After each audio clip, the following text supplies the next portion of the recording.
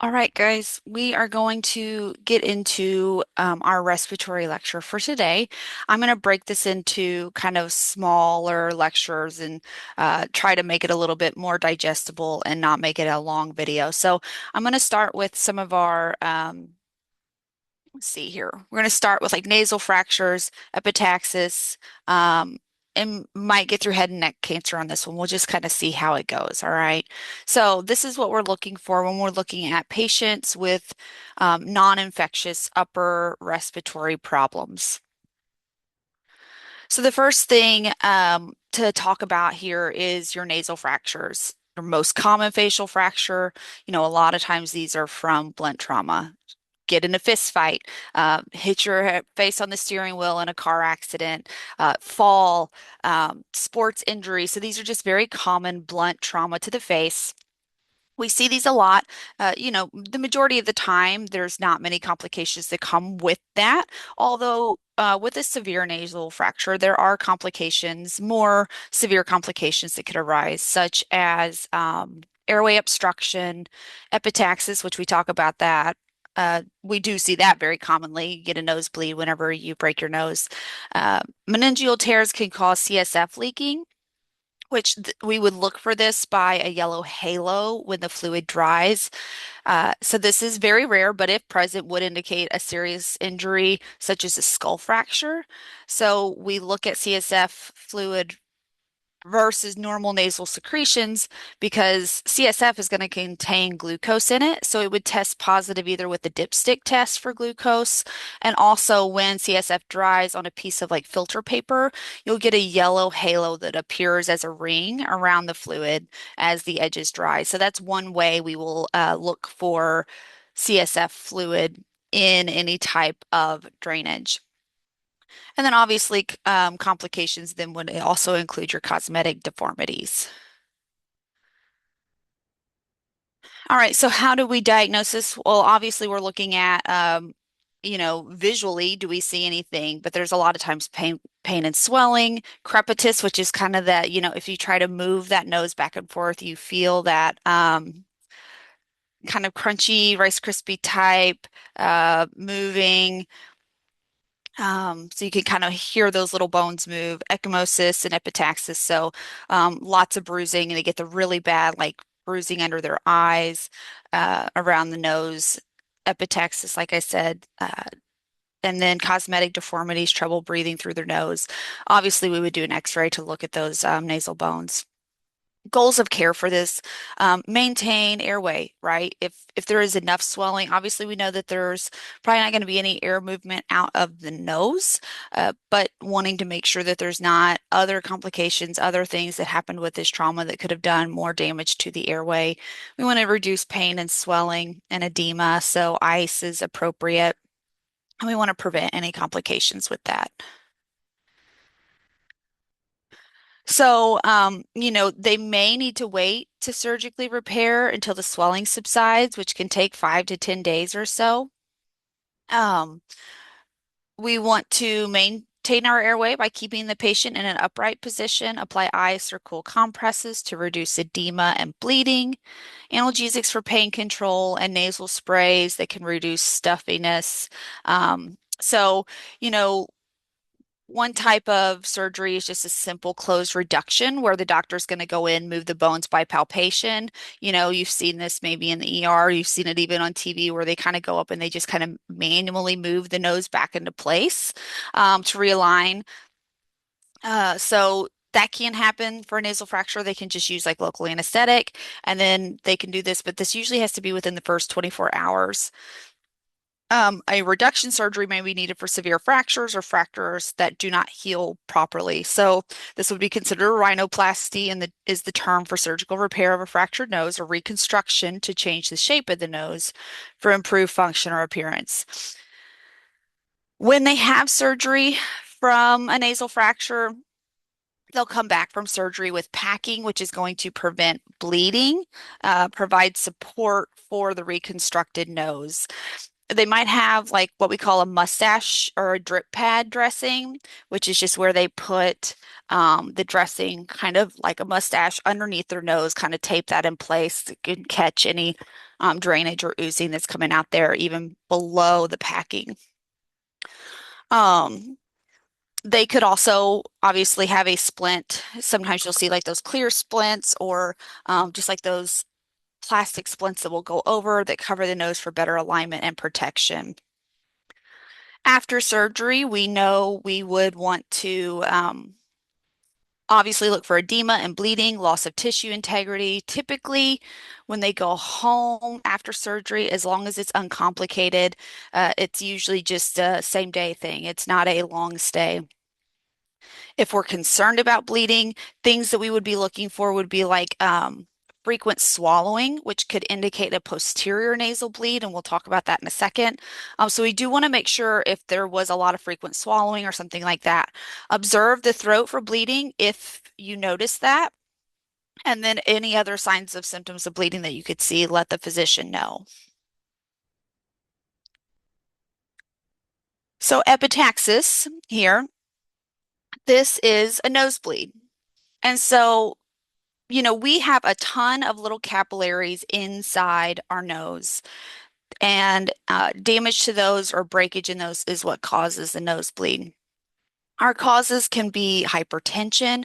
And again, if that blood pressure gets so high, those tiny little vessels get so full with blood that they actually pop. And then that's where that bleeding comes in. Inflammation, tumors, low humidity, frequent nose blowing, nose picking, chronic cocaine use. I also throw pregnancy in here as a cause sometimes because you get that increased blood volume, which again puts stress on some of those little capillaries, which can cause nosebleeds as well. Um, Older adults tend to bleed more from the posterior portion of the nose, which is a little bit more difficult to treat. And so, you know, when we see bleeding and we think about what's going on, um, we need to figure out how do we make it stop, okay? And so, um, contrary to what we see or think to do, because I think what we see is somebody starts to bleed out of their nose and you see people pinch and tip their head back. Well, the problem with tipping our head back is then now that blood is running down the back of your throat and it's going into the stomach. And then now we're swallowing all that blood, which isn't good, can then really irritate the stomach. Um, and so typically what we do with an anterior nosebleed is have them sit upright, lean forward to prevent the blood from going down the back of the neck or down the back of the throat. Um, and then just keep them quiet, reduce anxiety, keep their blood pressure lower. We're going to apply direct lateral pressure to the nose for 15 to 20 minutes, and then apply ice or cool compresses to the nose and face if possible. If nasal packing is necessary, like we would loosely pack both nares with gauze or a nasal tampon, um, you'll hear them called all kinds of things. Rhino rockets, nasal tampons. Uh, there are different things you might hear people call them. And then we could do those to prevent rebleeding and from dislodging. Um, if there are clots, we instruct the patient, so it's going to clot off. And so we're going to tell the patient they do not need to blow their nose for 24 hours after the bleeding stops. So if the interventions listed don't work, then they might actually have to have capillaries cauterized with either like a silver nitrate or an electric cautery, and then the nose packed. So it just kind of depends on how they respond to treatment. Now, a posterior nosebleed is a little bit more severe and harder to control, which creates a greater risk of airway compromise. So, posterior packing epitaxis catheters or gel tampons are placed through the nose with a uh, like your picture here. Let's see. Um, they will go um, deeper, and it will actually kind of go down into some of the um, further, or they can even get some down into like the nasal cavity that can then, I mean, sorry, the sinus passage, which can then kind of pull forward. So it just kind of depends on how they do that. But I will tell you that these are very uncomfortable. And airway may become obstructive if packing dislodges. So if the posterior bleed does not respond to packing or tubes, they might need cautery or ligating the blood vessels or embolization of the blood bleeding artery with IR. So, I think this is, I always kind of tell my story here because this is, I always call kind of almost like my nursing origin story. I had had a rhinoplasty when I was in fifth grade because I had a severely deviated septum. And I also had like sinus polyps, all the fun things. So, long story short, with that, when the physician was trying to do the rhinoplasty, he nicked an artery behind my eye, and we obviously did not know it. And I came out of surgery, and I remember waking up, and I was coughing up lots of blood. And then, they was suctioning me, telling me to spit it out because I was still kind of under anesthetic, but still bleeding. They they kind of blew it off, didn't do a whole lot with it. Sent me home. It was a same day surgery type ordeal. Sent me home. I had all of the nasal packing, so I had packing down in my sinus cavities. I had the rhino rockets, so I had a lot of packing, and honestly did fine for almost a week while all that packing was in place because that tampon was actually holding pressure on that artery, but that artery had not healed. And so I then, once they removed the packing, had went to bed and I woke up and I felt like I had a runny nose. And it was in that time I woke up and then I touched it and I was like, "Oh, it's bleeding." Didn't think a whole lot of it, went to the bathroom, and it just kept bleeding and bleeding. And the problem was there was so much blood coming out. Um, to breathe, I was having to swallow blood, and to I was swallowing so much blood that I'd finally get it to stop bleeding. But then I would have so much blood in my stomach that I would get sick. And then I would start to feel like I was going to throw up. And then I would start gagging. And then that pressure from throwing up the blood would then cause my nose to start bleeding again. And so I lost a significant amount of blood. My mother had called the physician. He went in. So we kind of did this whole thing. Tried doing, he tried doing like the silver nitrate. He tried to do some electric cautery, thinking it was more of an anterior bleed.